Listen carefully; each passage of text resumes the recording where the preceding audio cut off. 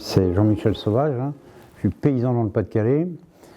On est sur une ferme familiale, 60 hectares. On a planté depuis 35 ans 6 km de haies. On en plante encore aujourd'hui, en tour de parcelles et interparcellaires. Il y a 35 ans, j'étais jeune paysan, quoi, et c'était ma façon de crier mon désarroi par rapport au modèle économique, au modèle agricole qui se mettait en place. À l'école, on m'a appris que la haie avait un rôle de protection des vents, protection des ruissellements, protection pour la biodiversité, quoi. Et j'ai essayé de mettre en pratique ça pour dire on peut faire autrement. Je voulais témoigner d'une autre façon de faire.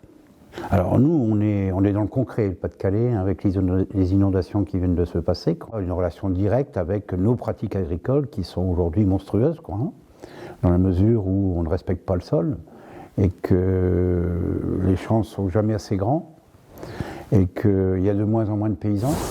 Ouais, la commune, c'est 70 hectares d'eau qui reviennent sur cette route-là et donc qui passent par ce canal-là, hein. Enfin le fossé là. C'est un truc naturel, hein, et le fait d'avoir planté les arbres à côté, ça favorise l'infiltration, quoi. C'est ce qu'il devrait y avoir dans tous les wateringues.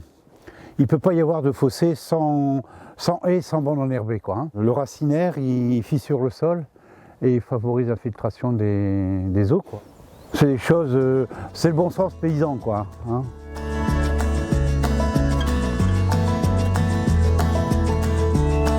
Permettre aux nuages de tomber là où ils doivent tomber, ralentir le vent, c'est des plantes qui croissent plus. L'arbre n'est qu'un plus pour l'agriculture.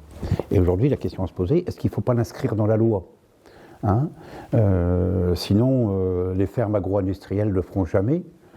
Et que dans l'intérêt, dans le bien commun, il faut pouvoir l'inscrire pour que quelque part la société progresse, quoi, hein.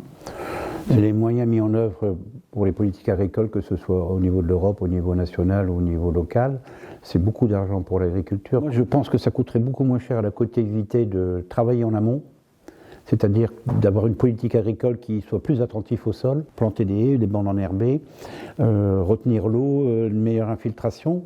Ça aurait un coût, mais certainement moins cher qu'aujourd'hui de devoir payer les effets catastrophiques de ces inondations, quoi, hein. Dans ma jeunesse, c'est cité Soltner, hein, Dominique Soltner, qui parle de l'arbre et de la haie. Donc je pense qu'il faut inviter les gens à se replonger dans le livre. Ça fait plus de 50 ans que la démonstration est faite sur l'intérêt de l'arbre, d'un point de vue économique, d'un point de vue écologique, d'un point de vue de la biodiversité, quoi, hein. Donc il faut que les citoyens prennent conscience que c'est une façon de défendre nos communs.